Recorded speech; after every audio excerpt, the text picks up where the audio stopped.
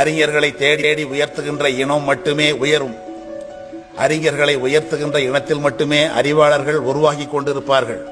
உலகத்தில் இன்றைக்கு 7000க்கு மேற்பட்ட மொழிகள் இருந்தாலும் அந்த மொழிகளிலே மிக தொன்மையான மொழிகள் என்று 6 மொழிகள் பட்டியலிடப்பட்டிருக்கின்றன.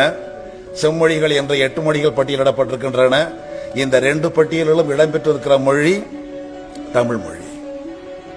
6ஆம் நூற்றாண்டில் பிறந்த மொழி கன்னடம், 10ஆம் நூற்றாண்டில் பிறந்த மொழி தெலுங்கு, 13ஆம் நூற்றாண்டில் பிறந்த மொழி மலையாளம், 500 ஆண்டுகளுக்கு முன்னால் லல்லுஜிலால் என்பவரால் உருவாக்கப்பட்ட மொழி இந்தி.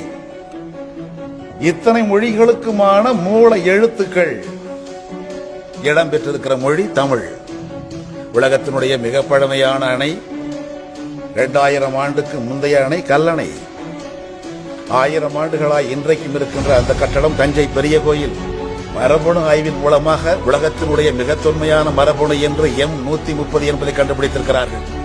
அந்த M130 என்பது உள்ள இனம் ஆப்பிரிக்க பழங்குடியினம் என்கிறார்கள். அதே மரபணு இங்கே தமிழகத்தில் இருக்குமா என்று ஆய்வு செய்தார்கள். அப்பொழுது கண்டுபிடிக்கப்பட்டதுதான் மதுரை மாவட்டத்தில் உசிலம்பட்டி அருகிலே இருக்கின்ற கண்டரமாணிக்கம் என்ற பகுதியிலே பெருமாண்டியினுடைய குடும்பத்திற்கும் அதே M130 மரபணு இருக்கிறது. உலகத்தினுடைய மூத்த இனம் தமிழ் இனம் என்ற உண்மையை அப்பொழுதுதான் உலகம் உணர்ந்து கொண்டது.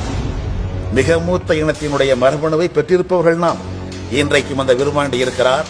ஆக உலகத்தினுடைய மிக மூத்த மரபணு பெற்றிருப்பவன் தமிழன். அந்த மிக மூத்த மரபணு பெற்றிருக்கின்றவர்கள் உடைய மொழி, மிக மூத்த தமிழ் மொழி பேசப்பட்ட இடம் குமரிக்கண்டம். 2700 ஆண்டுகளுக்கு முன்னால் உருவான தொல்காப்பியத்தை இன்றைக்கும் நம்மால் படிக்க முடியும், படித்து புரிந்து கொள்ள முடியும். இதுதான் தமிழினுடைய சிறப்பு. பேரூர், உறையூர், கொர்க்கை, ஆதிச்சநல்லூர் இப்படி பல இடங்களிலும் 50க்கு மேற்பட்ட பானை ஓடுகள் கிடைத்திருக்கின்றன. இங்கே தமிழகத்தில் அதில் உள்ள எழுத்துக்கள் எல்லாம் சிந்து வெளியிலே கிடைத்த அதே எழுத்தை சார்ந்தவை.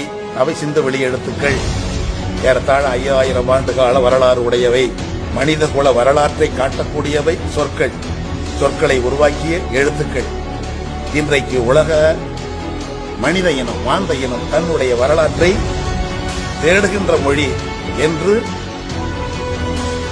தமிழைத்தான் சிறப்பிக்கிறது.